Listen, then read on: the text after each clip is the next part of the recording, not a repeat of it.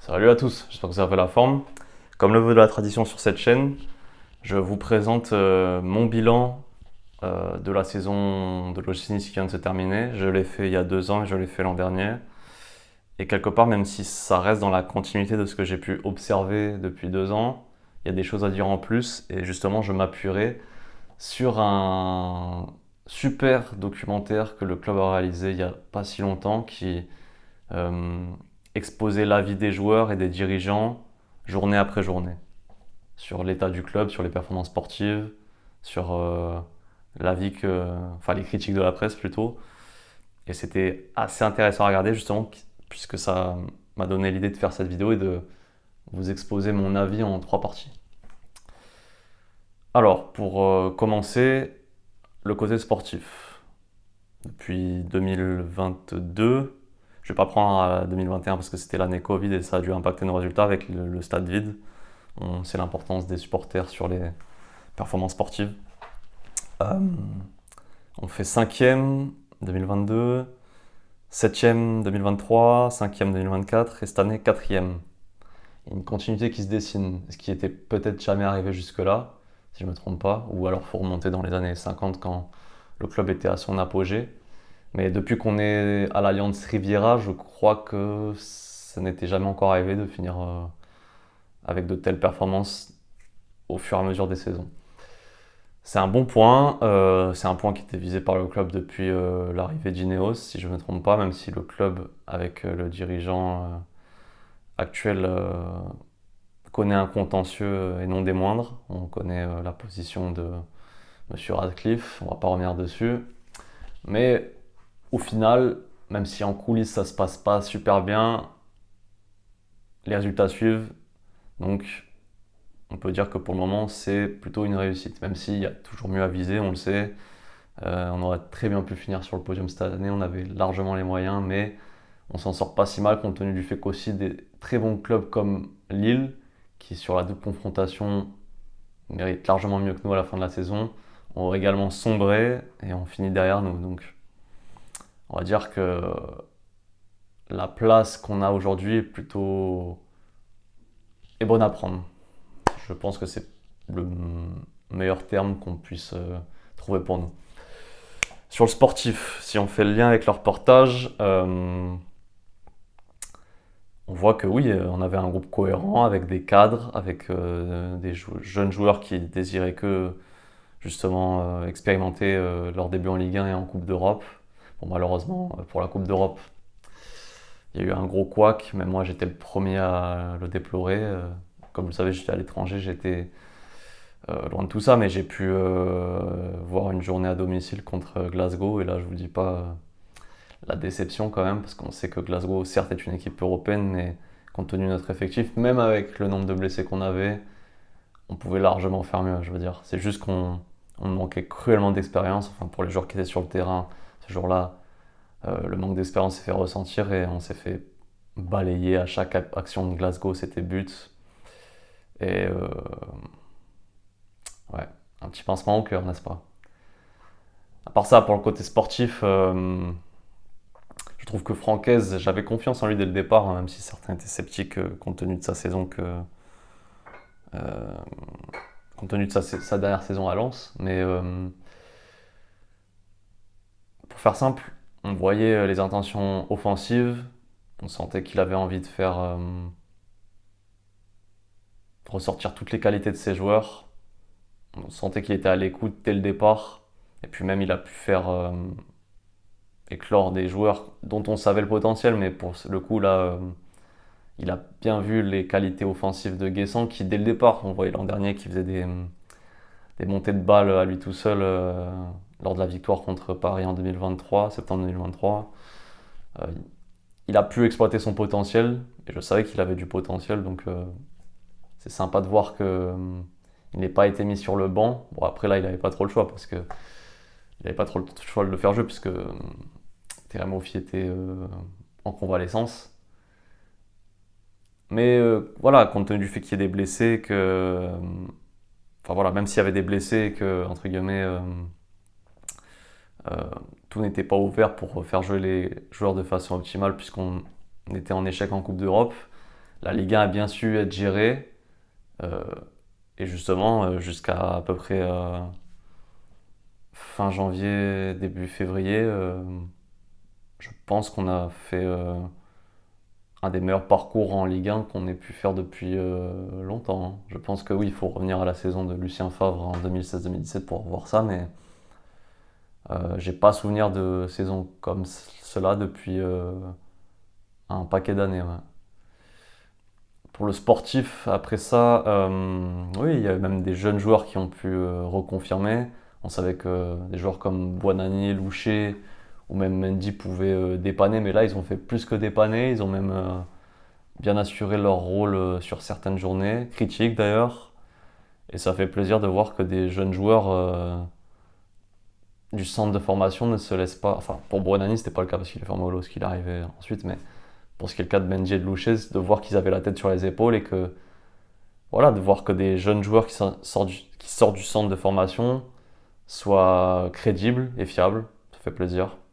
Faut pas attendre qu'ils sortent de Rennes ou de Lyon ou de Paris pour voir qu'ils soient rodés pour jouer en Ligue 1. Ils sortent de Nice et c'est c'est appréciable, vraiment. Ça fait plaisir. On va pas épiloguer plus que ça sur le côté sport, vous avez compris, on a fini dans le top 5. Des joueurs cadres qui ont confirmé, d'autres un peu moins parce qu'ils se sont blessés. Et les jeunes joueurs qui ont pu tenir leur rang, c'est cool. Le deuxième point, pour moi, c'était l'impact des dirigeants sportifs.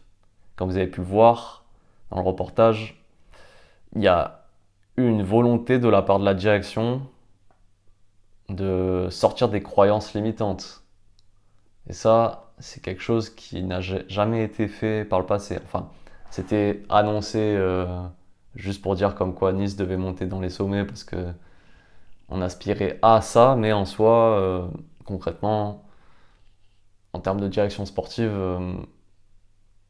c'était assez décevant dans l'action.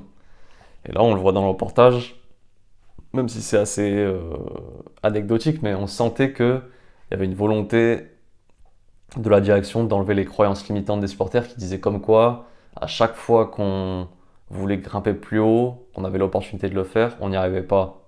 Et c'était sûrement dû au fait qu'on était un club qui était considéré comme une étape intermédiaire pour pas mal de joueurs et qui se disait finalement, ok, j'ai bien joué sur certaines journées, mais d'autres, je vais laisser. Je vais un peu me ménager d'ailleurs. J'ai déjà des contacts avec d'autres clubs, je sais où je vais signer l'an prochain. Ça a été le cas de beaucoup d'années, hein, on s'en souvient bien, 2015, 2019, 2016, on perd contre le Gazélec. Je sais plus quelle année aussi on perd contre Bastia. Même c'était la même année, on a perdu contre Bastia à domicile. Faut remonter à des années comme ça, il y a même pas 10 ans, où on est assuré de finir sur le podium si on gagne contre des relégables, ou alors si on ne perd pas contre un candidat direct aux places européennes. Et pourtant, c'est ce qu'on a fait, on a toujours perdu. Et là, cette saison, je pense que la direction sportive et l'entraîneur ont bien insisté là-dessus, eux qui viennent pas du territoire et qui finalement ne connaissent pas bien les environs, mais finalement c'était peut-être ça qui nous manquait, c'était d'avoir des entraîneurs qui n'avaient pas ces superstitions-là, enfin des membres de l'état-major qui n'avaient pas ces superstitions-là et qui ont insisté pour qu'on puisse viser plus haut parce qu'on avait la qualité pour le faire. Et ça, je les remercie grandement parce que c'est ce qui nous manquait. Et enfin, le troisième point pour conclure, c'était pour évoquer l'évolution du club euh, pour le futur. Parce que le reportage montre bien qu'il y a des joueurs qui, justement, pour faire le lien avec le deuxième point, se voient à plus ou moins long terme. Bon, on a le cas de Dante qui est là depuis déjà 2016 et qui compte reste encore une saison de plus. On salue la longévité du joueur, c'est assez impressionnant. Mais on sent que, voilà, ouais, il y a des joueurs comme Melvin Bard, comme Morgan Sanson, même s'il s'est blessé cette saison, ou alors même encore comme Sofiane Diop qui veulent rester au club. D'ailleurs, on l'a vu, Sofiane Diop, dans une interview qui disait que pour lui, de jouer en Ligue des Champions, c'était la suite logique puisqu'il considérait qu'il avait le niveau pour. Mais vu que le club maintenant est en Ligue des Champions et qu'on sent que c'est le fruit, le résultat d'investissement personnel et collectif de la part de ces mêmes joueurs-là qui désirent rester, on est dans une suite logique. Des joueurs qui agissent en conséquence pour viser les objectifs qu'ils désirent. Et ça, l'adéquation entre l'idée et la réalité me plaît beaucoup.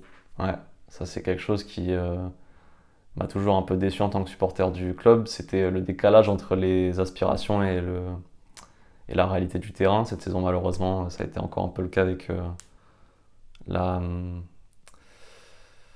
le, le classement, je dirais, horrible en Coupe d'Europe, faut le dire, hein. Et on sent qu'il y a des joueurs, malheureusement, oui, qui ne sont pas dans cette optique-là. On peut souligner le commentaire qu'a pu faire l'entraîneur sur certains joueurs en termes d'investissement à chaque entraînement. Je vais pas te dire les noms, ça sert à rien, hein. De toute façon, c'est la vie d'un club, quelque part. Il y a des joueurs qui sont concernés, d'autres moins, et d'autres qui ont déjà envie de partir. Et pour conclure, je pense que le club euh,